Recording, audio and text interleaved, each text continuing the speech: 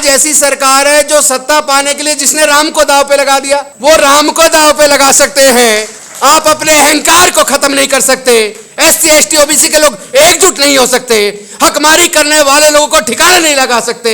संविधान बचाने की बजाय मनुस्मृति से संविधान लागू करने वालों को ताकत दे रहे हो, शर्म नहीं आती तुम्हें? डूब मरना चाहिए तुम्हें। तुम्हारे समाज की हकमारी हो रही है, तुम्हारी बहन बेटियों की इज्जत टूटी जा रही है, तुम्हारी बस्तियां जलाई जा रही है, तुम्हारी युवाओं की हत्या की जा रही है, और तुम ऐसे हत्यारों को ताकत देने में लगे हो। नफरत पैदा करने वाले, देश के अंदर जाति धर्म के नाम पर उन्माद पैदा करने वाले पूरे देश पे हावी हो गए। पूरे देश का मीडिया पूरा बिक गया है, पूरा का पूरा गुलामी स्वीकार कर ली है। और अगर वो राम को सत्ता पाने के लिए दांव पर लगा सकते हैं, क्या आप अपने अहंकार को मार के एससी एसटी ओबीसी माइनॉरिटी के लोग क्या एकजुट नहीं हो सकते? क्या हमारे समाज के नेता अपने अहंकार को छोड़ के क्या एकजुट नहीं हो सकते? तो मैं आह्वान करता हूं अपने सारे नेताओं से, इंक्लूडिंग बहन मायावती जी से भी, अखिलेश यादव जी से भी, तेजस्वी जी से भी, नीतीश जी से भी, स्टालिन साहब से भी, सब लोग मिलके एकजुट हो जाओ। पूरा समाज तुम्हारी तरफ देख रहा है, एक आशा भरी उम्मीद की किरण से देख रहा है। और जो भी हमारा नेता इस बहुजन समाज के एकीकरण में बाधा बनेगा, उसको समाज का और देश का गद्दार घोषित करेंगे, उसको संविधान का गद्दार घोषित करेंगे। संविधान बचाना है, मनुस्मृति को किसी भी कीमत पर वापस हम नहीं आने देंगे। और इसमें अगर एक और चीज बाधा बनती है, वो है ईवीएम। अब ईवीएम को किसी भी कीमत पर ईवीएम से चुनाव नहीं होने देंगे, क्योंकि ईवीएम में चोरी है, ईवीएम में चोरी है, ये प्रूव हो चुका है। आईएएस रिटायर टू आईएएस जो जिसने नौकरी भी छोड़ दी, वो जो हमारे कन्नन गोपीनाथन जी ने, उन्होंने तो प्रूव कर दिया कि किस तरीके से ईवीएम धोखा है, ईवीएम के द्वारा चोरी, चूंकि वो कुल इलेक्ट्रॉनिक इंजीनियर है, बाद में आईएएस बने। तो जब साबित हो गया, इलेक्शन ऑफिसर रहते उन्होंने साबित कर दिया कि ईवीएम में चोरी संभव है, और यहीं बैठ के मंगलयान और चंद्रयान उड़ाया जा सकता है, उसको रिपेयर किया जा सकता है नीचे बैठे बैठे। तो ये मशीन कौन सी बड़ी चीज है? इसलिए ईवीएम जब तक रहेगा तब तक ये कहेंगे 400 पार। इसलिए ईवीएम इस बार किसी कीमत पर चुनाव ईवीएम से नहीं होने देंगे। बैलेट पेपर को वापस लाना होगा, देश के संविधान को बचाना होगा, तभी हम देश के लोकतंत्र को बचा पाएंगे, और तभी बहुजन समाज की इस हकमारी को हम रोक पाएंगे। क्योंकि हकमारी तब तक चलती रहेगी जब तक आप इनसे मांगते रहोगे। अरे जो छीनने वाला उससे हाथ जोड़ कर मांग रहे हो, ये दे दो वो दे दो, हुक्मरान बनो और अपने आप ले लो। धन्यवाद। नमो बुद्धाय। जय भीम, जय भारत, जय संविधान। मैं आप सबसे पूछना चाहता हूं बहुजन समाज के लोगों से, क्योंकि जब बहुजन समाज की बात होती है, जब बैकवर्ड क्लास की बात होती है, उसका मतलब कि अति पिछड़ा वर्ग नहीं है, उसका मतलब है एससी एसटी ओबीसी, पिछड़े वर्ग का मतलब। और अगर मैं पिछड़े लोगों की बात करूं तो माइनॉरिटीज के अंदर, मुस्लिम के अंदर 90% ओबीसी है, 90% शूद्र है। क्रिश्चियनिटी के अंदर 99.9% शूद्र है। सिखों के अंदर 70% से ज्यादा शूद्र है। उस सबको भी जोड़ लो, और उस सबको जोड़ने के बाद एक बहुजन समाज बनता है। देखो भाइयों, हमें पहले तो मनुस्मृति के द्वारा पढ़ने पर, संपत्ति पर, व्यापार पे धार्मिक बंदिश लगा के रखी लगभग 2500 साल तक। बाबा साहब ने रास्ता तो खोल दिया आगे बढ़ने का, लेकिन अब उन्होंने बिना धार्मिक बंदिश लगाए, बिना कानून बनाए एजुकेशन को आपसे छीन लिया इस बहुजन समाज से।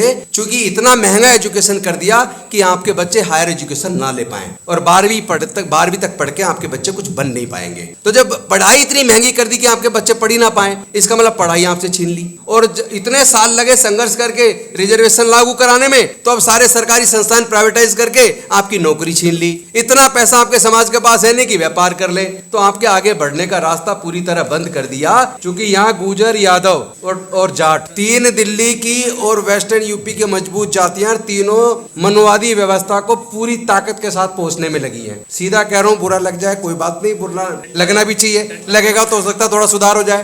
क्योंकि यहाँ तो ये सब बीजेपी को ताकत देने में लगे पड़े। दिल्ली में कहीं चले जाना उनकी बस्तियों में आप, तो बाधा तो यही बन रहे हैं। अपने खुद के जो बदहाली है, जो हकमारी है, उसका कारण हमारे बहुजन समाज के लोग ज्यादा हैं। वो 12% लोग उतने ताकतवर नहीं है कि हमारी हकमारी कर सकें। क्योंकि वो जो कुल्हाड़ी हमारे हकों को काट रही है, उसमें बैठे के तौर पर जो हमारे बहुजन समाज के लोग उसको ताकत देने का काम कर रहे हैं। और आज कई प्रकार की समस्याएं मुंह बाए खड़ी हैं। आज समस्याएं जो हैं, उनमें सबसे बड़ी समस्या तो ये है कि इस बैकवर्ड समाज को, ओबीसी समाज को रिजर्वेशन लेने के लिए 43 साल संघर्ष करना करना पड़ा। और जब 1990 में 7 अगस्त 1990 को मंडल कमीशन की सिफारिश से लागू करने की घोषणा हुई, पहली बात तो ये बता दूं कि वो मानवर कांसीराम साहब ने जो पूरे देश की और दिल्ली की दीवारें नीली की और जो नारा दिया मंडल कमीशन लागू करो वरना कुर्सी खाली करो, उस नारे की वजह से 43 साल के संघर्ष के बाद सिफारिशें लागू करने की घोषणा तो हुई, लेकिन उसी सर्वोच्च न्यायालय ने उन सिफारिशों को लागू होने पर कोर्ट ने स्टे कर दिया, जिस सर्वोच्च न्यायालय ने संविधान के खिलाफ जाकर ईडब्ल्यूएस के नाम पर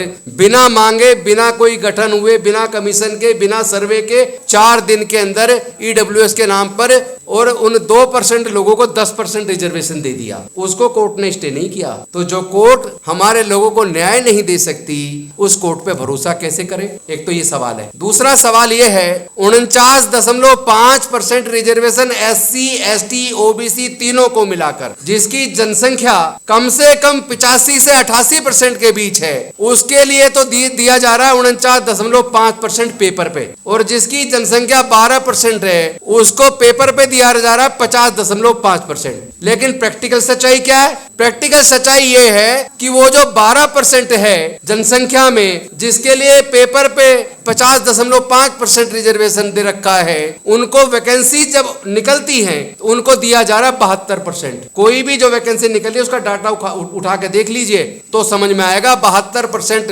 टोटल पोस्ट में से 72% तो जा रही है ओपन कैटेगरी और ईडब्ल्यूएस को। और जो SC, ST, OBC के लोग जिनकी जनसंख्या 85 से 88% है, उनको जब आप देखोगे पोस्ट वाइज कितनी पोस्ट किसको जा रही है, तो उनको जा रही है 28%। तो कितनी बड़ी हकमारी हो रही है और किसके रहते हो रही है? ऐसी कौन सी सरकार है जिसमें SC, ST, OBC के सांसद, विधायक नहीं है, मंत्री नहीं है? क्या वो गूंगे बहरे हैं? क्या डॉक्टर बाबा साहेब अम्बेडकर जी ने इसीलिए उनको रिजर्वेशन दिया था? क्या सबको इसीलिए वोट का अधिकार और चुनाव लड़ने का अधिकार दिया था कि आपके समाज की हकमारी हो और आप वहां गूंगे बहरे बन के गुलाम बन के बैठ जाओ? तो लड़ाई तो लड़नी पड़ेगी। हमें दुश्मन को पहचानना पड़ेगा कि हमारा दुश्मन हकीकत में है कौन। हमें ऐसे लोगों को और ऐसे पार्टियों को और ऐसे नेताओं को पहचानना पड़ेगा कि बहुजन समाज की हकमारी कौन कर रहा है और हकमारी करने में उनका सहयोग कौन दे रहा है। अब मुझे एक सवाल मैं आप सबसे पूछना चाहता हूं, जहां तक महिला आरक्षण की बात हो रही है, अगर जाति की जनगणना नहीं होगी, सेंसस नहीं होगी, उसका डाटा नहीं होगा कि ओबीसी की जनसंख्या कितनी है,